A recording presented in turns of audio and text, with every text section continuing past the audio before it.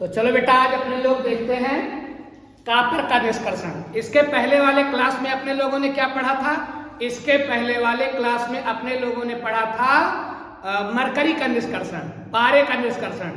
पारे के अयस्क से मरकरी के अयस्क से मरकरी कैसे निकाला जाएगा वो निष्कर्षण कहलाएगा। फिर शुद्ध मरकरी कैसे प्राप्त किया जाएगा वो परिष्करण कहलाएगा। ठीक वैसे आइए अपने लोग देखें आज कि कॉपर को कैसे निकालेंगे और शुद्ध कॉपर कैसे प्राप्त करेंगे। पहले तो अपने लोग ध्यान रखेंगे कि धातु दुनिया में जो 118 प्रकार के तत्व हैं उसमें सबसे ज्यादा क्या है? दुनिया में जो 118 प्रकार के तत्व हैं जिससे पूरी कायनात बनी है, हम बने हैं, धरती बनी है, पूरा संसार बना है, उसमें सबसे ज्यादा धातु है। और ये धातुएं भी कितने किस्म की हैं? 3 प्रकार की। एक तो अति क्रियाशील, एक है मध्यम क्रियाशील और एक है कम क्रियाशील। 3 प्रकार की धातुएं हैं। कुछ धातुएं ऐसी हैं कि जो बहुत किसी को पाते हैं तुरंत रिएक्शन कर लेती हैं, जैसे सोडियम, पोटेशियम। मिट्टी के तेल में डुबा कर न रखिए तो आग लगा दें। तो सोडियम, पोटेशियम कैसी धातुएं होंगी? अति क्रियाशील, जिसको पाते हैं उसी से रिएक्शन। फिर मध्यम क्रियाशील में वो धातुएं होती हैं जो करती भी हैं और ज्यादा नहीं करती हैं, मतलब भर का करती हैं, जैसे जिंक मध्यम क्रियाशील में है, सोडियम अति क्रियाशील में है, और कम क्रियाशील में सोना है, चांदी है, कॉपर है और आपका मरकरी भी है। ये सब कम क्रियाशील है। तो अपने लोग क्या निकाल रहे हैं इस समय? अपने लोग निकाल रहे हैं कम क्रियाशील धातु को। कंफर्म हो रहे हैं ना? तो इसमें Cu है, Hg है, Au है, Ag है, ये सब कैसी धातुएं हैं? कम क्रियाशील। धातुएं कितने प्रकार की? 3। क्रियाशीलता के आधार पर धातुएं कितने प्रकार की? 3 प्रकार की। क्रियाशील के आधार पर धातुएं कितने प्रकार की? 3 प्रकार की। क्रियाशील के आधार पर धातुएं कितने प्रकार की? 3 प्रकार की। अति क्रियाशील, मध्यम क्रियाशील, कम क्रियाशील। अति क्रियाशील सोडियम, मध्यम क्रियाशील जिंक और कम क्रियाशील कॉपर, मरकरी, सोना, चांदी। कंफर्म हो रहे हैं? तो आइए अपने लोग देखें कि कॉपर को कैसे निकालें। कॉपर का एक प्यारा अयस्क है जिसको हम बोलते हैं कॉपर ग्लांस। क्या बोलते हैं? Copper glance. इसी को आपको कहीं कहीं मिल जाएगा चाल्कोसाइट। घबराना मत। अगर आपसे पूछ ले कि ये चाल्कोसाइट क्या है तो घबराना नहीं है। चाहे आप बोलो कॉपर ग्लांस और चाहे बोलो चाल्कोसाइट। और ये क्या है? ये कॉपर का अयस्क है जिसका फार्मूला होता है Cu2S। इसी को आप बोल सकते हो कॉपर सल्फाइड। रासायनिक नाम इसका क्या हो जाएगा? Copper sulphide. लेकिन अयस्क में बोलोगे तो क्या बोलोगे? Copper glance, चाल्कोसाइट। कंफर्म हो गए? अब आइए अपने लोग देखें कि इस कॉपर ग्लांस से, चाल्कोसाइट से हम कॉपर को कैसे निकालेंगे। क्योंकि कॉपर को निकालना ही क्या कहलाएगा? धातु कर्म। किसी अयस्क से धातु को निकाल लेना ही धातु कर्म कहलाता है। तो आइए चाल्कोसाइट से हम लोग कॉपर को निकालें, पूरा धातु कर्म समझें। तो धातु कर्म की बेटा पहली प्रक्रिया क्या थी? याद करो। धातु कर्म की सबसे पहली प्रक्रिया, जो खनिज निकालोगे उसको पीसना। तो सबसे पहले क्या करोगे? चाल्कोसाइट को, कॉपर ग्लांस को पीसोगे। याद करो। फिर दूसरी प्रक्रिया क्या थी? सांद्रण। याद आ रहा है? सांद्रण क्या है? सांद्रण मतलब अयस्क से गैंग को बाहर कर देना। सांद्रण मतलब गैंग को, कंकड़, पत्थर, बालू, रेत, मिट्टी को बाहर कर देना ही सांद्रण है। तो हम सांद्रण करवाएंगे। याद करो, जिस अयस्क में सल्फर होगा उसमें सांद्रण की कौन सी विधि लगाएंगे? फेन प्लवन विधि। कौन सी विधि? फेन प्लवन विधि। फेन प्लवन विधि में क्या करते हैं? जरा याद करिए। एक बहुत बड़ा बर्तन लीजिए और उसमें सब डालिए अयस्क, और उसमें थोड़ा तेल डालिए और जिंकेट डालिए और जो है अयस्क डालिए, सल्फर का अयस्क डालिए, जिंथेट डालोगे पोटेशियम एथाइल जिंथेट। उसका पूरा नाम क्या होता है? Potassium ethyl xanthate. ये आप डालोगे तो क्या होगा? और तेल डालोगे, चीड़ का तेल, जोर से पानी से चलाओगे तो अयस्क थोड़ा ये हल्का होता है तो ये ऊपर फेने के रूप में आ जाएगा। और कंकड़ पत्थर बालू मतलब गैंग क्या होगी? नीचे बैठ जाएगी। गैंग नीचे बैठ जाएगी, अयस्क ऊपर किसके रूप में आ जाएगा? फेन के रूप में। फेन माने झाग और प्लोन माने तैरने लगेगा, तो झाग के रूप में अयस्क तैरने लगेगा, उसको निकाल लेंगे, नीचे शुद्धि बैठ जाएगी। ये प्रक्रिया क्या कहलाएगी? सांद्रण। ये प्रक्रिया क्या कहलाएगी? सांद्रण। सल्फाइड के अयस्क में क्या करेंगे? सल्फाइड के अयस्क में सांद्रण की कौन सी विधि लगाएंगे? फेन प्लवन विधि। कौन सी विधि? फेन प्लवन विधि। क्यों? क्योंकि अयस्क होता है हल्का और गैंग होता है भारी। जिसमें अयस्क हल्का हो, गैंग भारी हो, उसमें फेन प्लवन विधि। ऊपर तैराना है, तेल ओल डालेंगे और सब चलाएंगे, पानी की तेज धारा से ऊपर आ जाएगा, छान लेंगे फेने के रूप में। जैसे दूधे फेना ऊपर आओ तो आराम से छान ना सकता, वैसे एक फेना छान लिया, अयस्क मिल गया। फिर याद करा तीसरी चीज का होता है या तो निस्तापन और या तो भरजान। या तो भरजान। निस्तापन किसका करवाएंगे? निस्तापन उसका करवाएंगे जिसमें ओ होगा, तो ओ तो इसमें दूर दूर तक कहीं दिख नहीं रहा है, इसका मतलब इसका करवाएंगे भरजान। क्या करवाएंगे? भरजान। अब भरजन में क्या होता है? भरजन में होता है ऑक्सीजन की उपस्थिति में अयस्क को गरमाना। ऑक्सीजन की उपस्थिति में गलने ना पाए, उसके गलनांक के नीचे गरमाना। तो क्या करोगे? ये है कापर ग्लास को मिलाइए O2 और जोर से गरमाइए। ये है कापर ग्लास, इसको दीजिए O2, भरजन यही तो है बाबू। इसको दीजिए O2 और जोर से गरमाइए। जोर से गरमाएंगे तो ऑक्सीजन कापर से रिएक्शन करेगा, बनाएगा कापर ऑक्साइड और सल्फर डाइऑक्साइड बनाएगा, फुर से उड़ जाएगी, बचेगा क्या? Copper oxide. अब ध्यान रखना, जिस बर्तन में हम इसको गरमाएंगे, ऐसे तो गरमाएंगे नहीं, तो देखिए Cu2S प्लस O2 दे करके गरमाएंगे तो बन जाएगा क्या?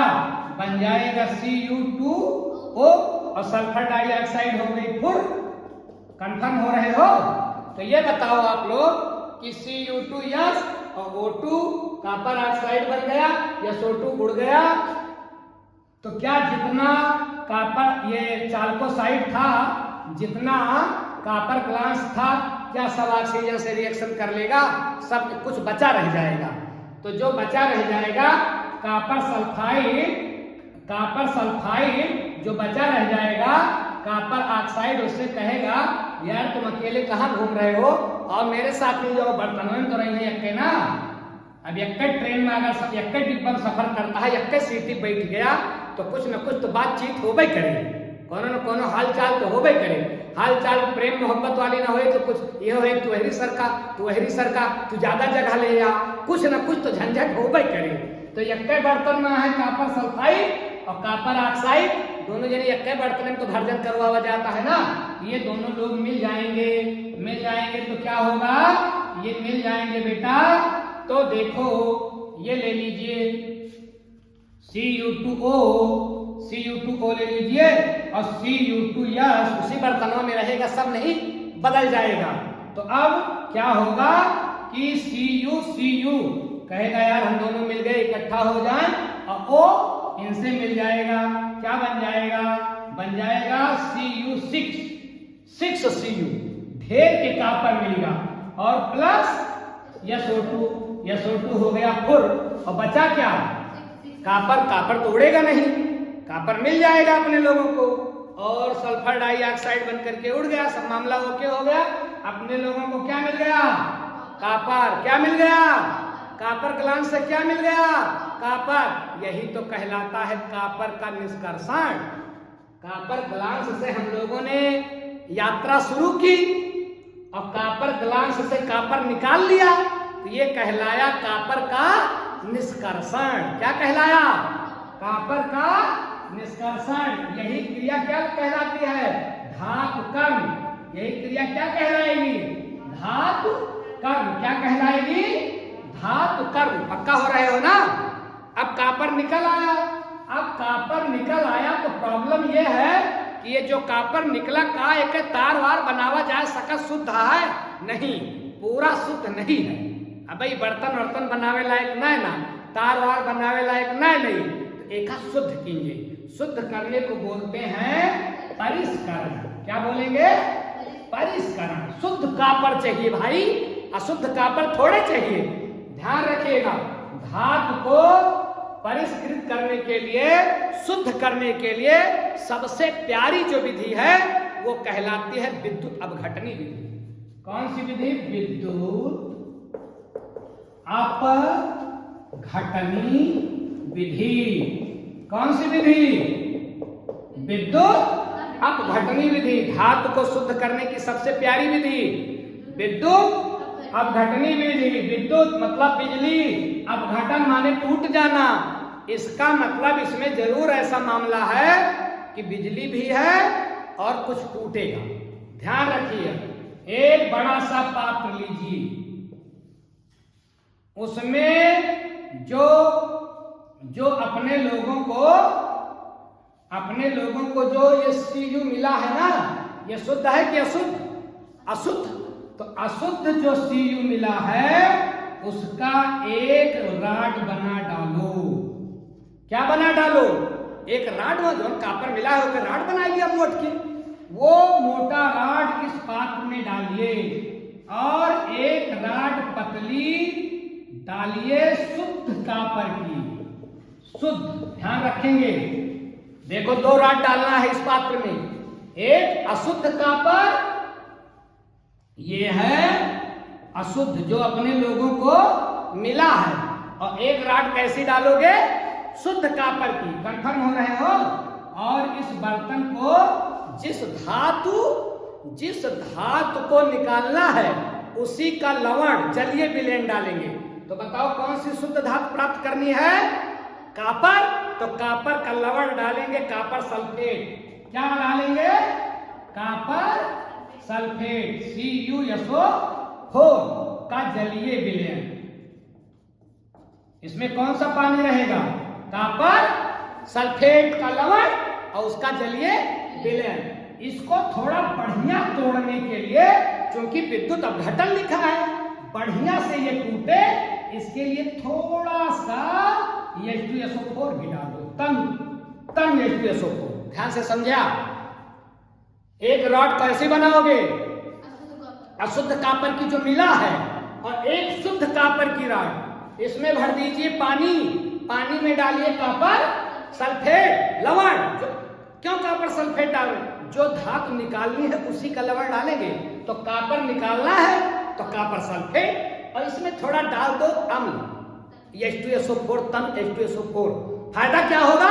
बढ़िया जल्दी टूटेगा, जल्दी तोड़ेगा इसको, अशुद्ध कॉपर को। अब बेटा क्या करो? अब दोनों को जोड़ दो बिजली से। नमो है विद्युत अपघटन। तो इसको, जो कॉपर अशुद्ध है इसको जोड़िए धन से, और जो कॉपर शुद्ध है इसको जोड़िए ऋण से। इसको बोलेंगे कैथोड। क्या बोलेंगे? कैथोड। और इसको बोलेंगे एनोड। पॉजिटिव को क्या बोलते हैं? एनोड। और निगेटिव को क्या बोलते हैं? कैथोड। शुद्ध कॉपर को क्या बनाएंगे? कैथोड। ध्यान से देखें, शुद्ध कॉपर को क्या बनाएंगे? कैथोड। अशुद्ध कॉपर को क्या बनाएंगे? और जैसे खटका दबाओगे, जैसे दोनों, यहां बैटरी लगा दो, यहां बैटरी लगा दो, जैसे बैटरी का स्विच दबाओगे कनेक्शन जाएगा। इस कॉपर में मची हलचल, ये है अशुद्ध, ये टूटने लगेगा और टूट करके शुद्ध कापर के पास जाने लगेगा। तो ये राड तो गलती चली जाएगी अशुद्ध वाली, अशुद्ध राड अब मोटी होती चली जाएगी। कापर टूट टूट करके कहां आने लगा? कैथोड पर, और ये राड हो गई मोटी। तो ये कौन सा कापर बनता जा रहा है? शुद्ध। अब इसमें जो घुलनशील अशुद्धि है वो तो घुलनशील जो अशुद्धि है वो तो इसी जलीय विलयन में घुल जाएगी। ध्यान से सुनना, जो घुलनशील अशुद्धि है वो किस में घुल जाएगी? जलीय विलयन में। और जो अघुलनशील है पानी में जो ना घुले, अघुलनशील जो अशुद्धि है बेटा वो नीचे बैठ जाएगी। घुलनशील तो पानी में शरबत की तरह घुल जाएगी, और जो नहीं घुलेगी वो नीचे पत्थर की तरह बैठ जाएगी। बेटा इसको बोलते हैं एनोड मड। मड माने कीचड़, अशुद्धि। और एनोड काहे कहा जाता है? यही कि एनोड से निकलती है वो शुद्धि। ये के नाम कहाँ पड़ेगा भैया? Anode mud. तो अघुलनशील अशुद्धि एनोड मड। आपसे 1 नंबर का प्रश्न पूछ सकता है एनोड मड क्या है? तो एनोड से निकली हुई अघुलनशील अशुद्धि ही एनोड मड कहलाती है। और ई वाला तार मोटात चलागा, ई वाला तार पतरात चलागा राड, और ई वाला राड मोटात चलागा। कौनी वारी आवा? शुद्ध की वारी आवा। अब मिलेगा अपने सबका शुद्ध कापर। कौने विधि से मिला? विद्युत अपघटनी विधि। कौन सी विधि? विद्युत अपघटनी विधि। क्या करेंगे? मुटके कापर का बनावा जाए, अशुद्ध कापर का बनावा जाए एनोड, अब एक शुद्ध कापर डाला जाएगा कैथोड। जैसे स्विच ऑन करवा बिजली वाली तैसे कटे लागे वही हम आएगी जुड़े लागे, शुद्ध मिल जाए। और अशुद्धि पानी में घुल जाए घुलनशील, और जो न घुलनशील रहे वो नीचे बैठ जाए। यह तरह से कापर ग्लास से कहाँ मिलेगा? कापर। तो अब पहले मिला निष्कर्षण कापर मिला, तो निष्कर्षण, लेकिन प्योर कापर परिष्करण। तो ये अपने लोगों ने क्या पढ़ा? परिष्करण, कापर का परिष्करण। जो अब एक कापर का खूब तार बनाओ, बर्तन बनाओ, खिलौना बनाओ, जोन मन का है तो बनाओ, ये शुद्ध कापर है। तो ये रहा कापर ग्लास से या चाल्कोसाइड से कापर का निष्कर्षण और परिष्करण। शेष अगली क्लास में।